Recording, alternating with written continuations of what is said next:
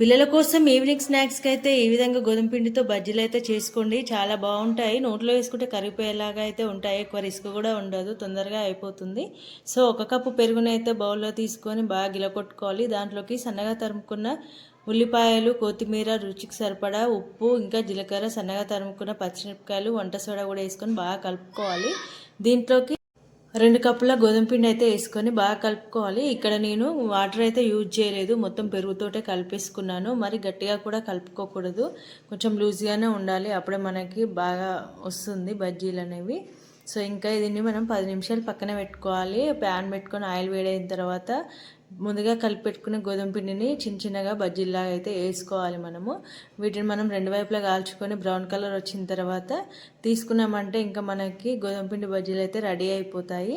ఇంకా పిల్లలు అయితే చాలా ఇష్టంతో తింటారండి, నోట్లో వేసుకుంటే కరిగిపోతుంది. మీరు కూడా ఒకసారి ట్రై చేయండి. ఇంకా మా వీడియో మీకు ఎలా అనిపించిందో కామెంట్ అయితే చేయండి. ఈజీగా తొందరగా అయిపోతుంది ఈ రెసిపీ అయితే. Thank you.